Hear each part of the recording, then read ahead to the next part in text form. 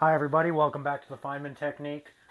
This is the free response question number 5 off the 1999 AP Calculus AB exam. Um, I'm actually not, yeah, it just says the 1999 Calculus AB exam. I guess maybe they left off the AP part, um, way back when. Just fun fact, this is actually the test that I took way back in the day also. But anyway, I will provide a link in the description to this problem, actually to this entire exam, and you can find the problem yourself. Again, this is problem number 5, so go ahead, click the link, and follow along.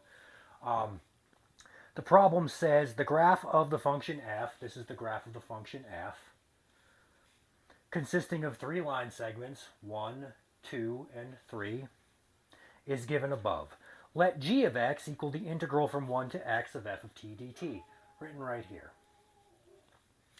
Okay. Part A asks you to compute g of 4 and g of negative 2. So that's, to start it off, all we do is we say that g of x is equal to, well, I'm sorry, g of 4 is equal to the integral from 1 to 4 of f of t dt. And you should know this. The integral from 1 to 4 of f of t dt is the integral from 1 to 4 of f of x dx. It's also equal to the integral from 1 to 4 of f of u du, f of w dw, f of dog d dog. It really doesn't matter. So, okay, what is the integral from 1 to 4 of f of x dx? Well, this is where our first concept comes in. A lot of you probably know that this would be the area under the curve of f of x dx. But this is a more rigorous definition. The integral from a to b of some function f of x dx is the area of the region bounded by f of x. So it's bounded by this thing we're calling f of x. It's also bounded by the x-axis, or the line y is equal to 0 to be more specific. So it's bounded by this, it's bounded by this, and it's also bounded by the lines x is equal to a and x is equal to b. So in this case, it would be bounded by the lines x is equal to 1 and x is equal to 4. And very important, regions below the x-axis count as negative area. So when we're adding up areas, if there's an area that lies below the x-axis, you have to count the area of that region as negative in your calculation. So let's just find the area bounded by the line x is equal to 1, x is equal to 4, f of x, and the line y is equal to 0. Well, okay, where do we start? X is equal to 1. So we're finding this region right here. We're finding this region right here, all this stuff, plus this stuff. So we want this. Well, let's notice something. We don't even need to count this triangle and this triangle because they are equal triangles but of negative value. Remember, this counts as negative value. This is a triangle of length 1, height 1, so that would be 1/2. This is a triangle of length 1, height 1, so that would also be 1/2, but this is actually negative 1/2. So the actual area, the value of these two things added up would be 0. So we really only need to find this region. Well, what is that? That is a square of length 1, height 1. So that is 1 plus a triangle of height 1, 2, 3, and length 1. A triangle is 1/2 base times height. That is 1 times 3, or just 3. And that is equal to 5/2. So g of 4 is 5/2. All right. What is g of negative 2? We're going to do the exact same thing. That is equal to the integral from 1 to negative 2 of f of x dx. Well, from 1 to negative 2, we're used to going from left to right. So this is actually where concept, I'll call it concept 2a, comes in. This is that the integral from a to b of f of x dx is equal to negative integral b to a of f of x dx. So that means we can switch the bounds of integration as long as we put a negative sign right in front of the integral. So let's do that. Let's put a negative sign in front of the integral and switch our bounds of integration. All right, so this is going to be equal to negative whatever we get when we add up the area from negative 2 to 1. All right, so negative 2, it starts here and it goes to 1. All right, that's just a triangle. We can see that. We're taking this area right here.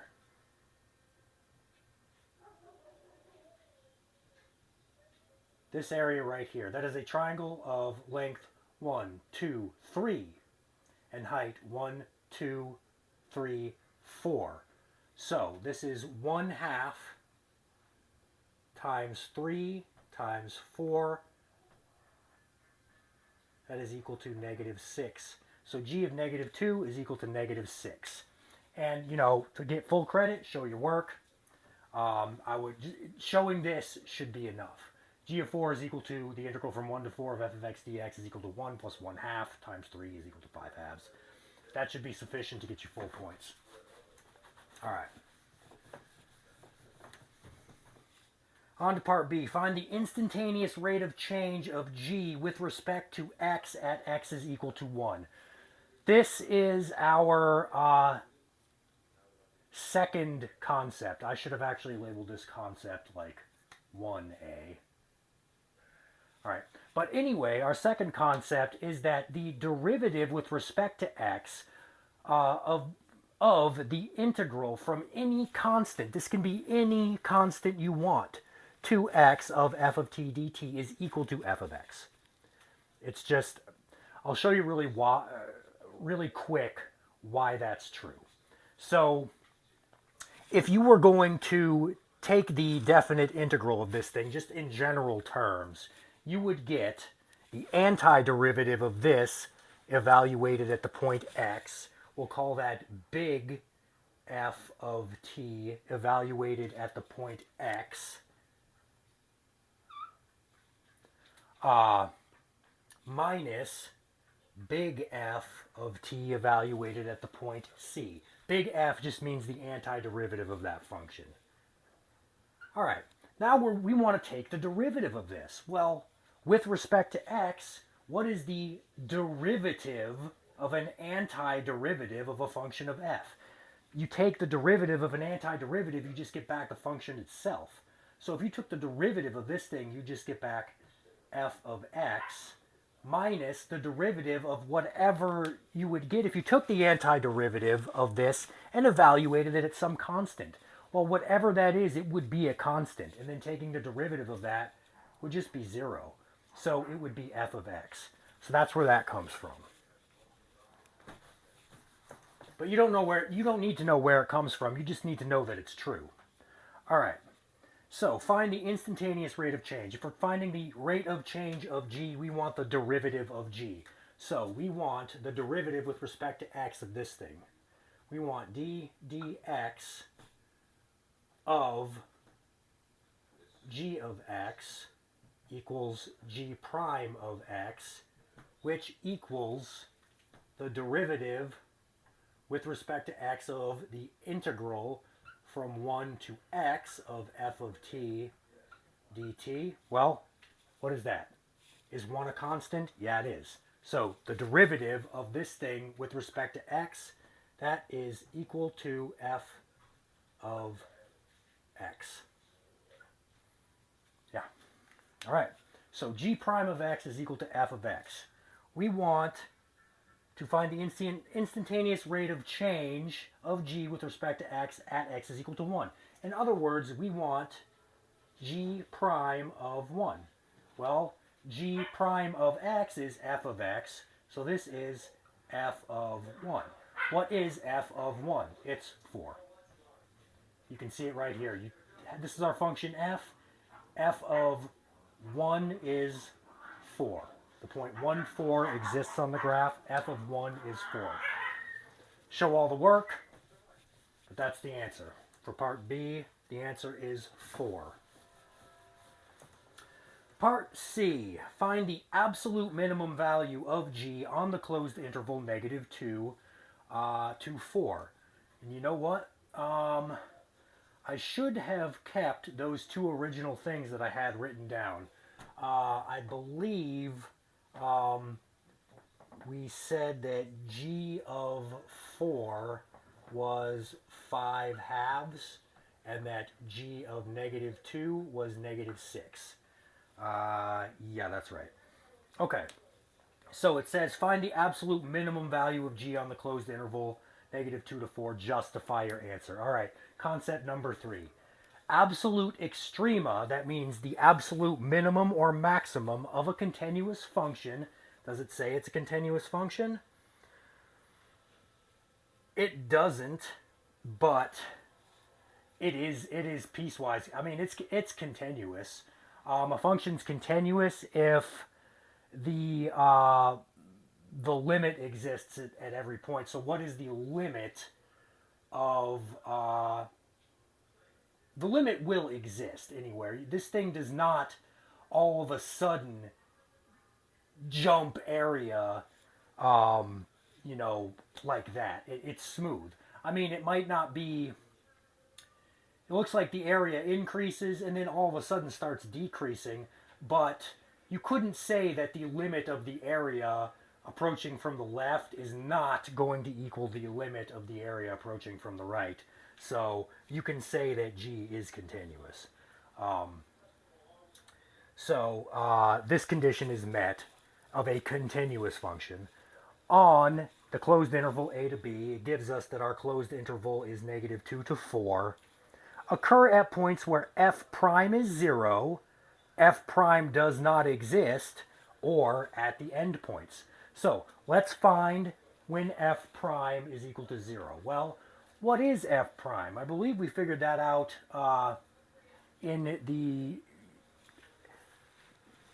basically in the last one. F prime of 0. Well, that would be... Well, don't forget. Okay. How do we find f prime? Well, how do we find f? Well, remember before we found out that g prime of x is equal to f of x. So, we don't need any of that. It's just asking us to find the absolute minimum value of g. So we need g prime. We need g prime equal to 0. So we need g prime equal to g prime of x equal to 0. Remember that g prime of x we found from before is just f of x. So when is f of x is equal to 0? F of x is equal to 0 at the point -2, which is included in our bound, so we don't need that. We're already going to check that. And the point, when else is it equal to 0? When is f equal to 0? At 3. So we need to check these points. We need to check where f prime is equal to 0, which is at -2, 3. Where does it not exist? Where does f not exist on our interval? Nowhere. It exists everywhere, so we don't even need this. Or at the endpoints. What are our endpoints? -2 and 4. -2 is already there, so we also need to check 4. All right, so we need to check these values to see which one is the least, because it asks us to find the absolute minimum. What is g of negative 2? G of negative 2 is negative 6. What is g of 4? This is 5 halves. What is g of 3? Well, let's go back to our definition of g. This is the g of 3 is equal to the integral from 1 to 3 of f of t dt. Well, from 1 to 3. 1 to 3. Okay, so again, what do we have? Oh, I'm sorry, 1 to 3. What is that? Okay, well, we're going to have this square right here. So that's going to be 1 plus this triangle, which is 1, 2, 3 by 1. So 1 half, 1 times 3 is 3 halves. And then plus 1 half. That's this triangle right here. That is the area from here to here underneath this curve. That is 1 plus 2 is 3. G of 3 is 3. Therefore, the absolute minimum occurs at x is equal to negative 2, and the minimum is negative 6. Okay. Justify your answer. And you would justify it by explaining that the points you needed to check. The points you needed to check were negative 2, 3, and 4. Negative 2 and 4 were the endpoints. Negative 2 was also a 0 of f, or g prime. And 3 was a 0. So we checked negative 2, 3, and 4. We found that the lowest value occurred when x is equal to negative 2, and it equaled to negative 6. All right, so on to part D.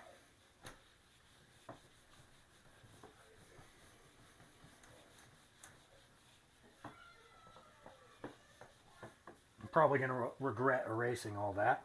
Okay, the second derivative of g is not defined at x is equal to 1 and x is equal to 2. How many of these values are x-coordinates of points of inflection of the graph of g? Okay, concept 4. Inflection points occur when f double prime switches signs. All right, well, what is f double prime? Well, it's actually, we want to find when g double prime switches. Well, what is g double prime? It's the derivative of g prime. What is g prime? It is f. So, we want to find when f prime, f prime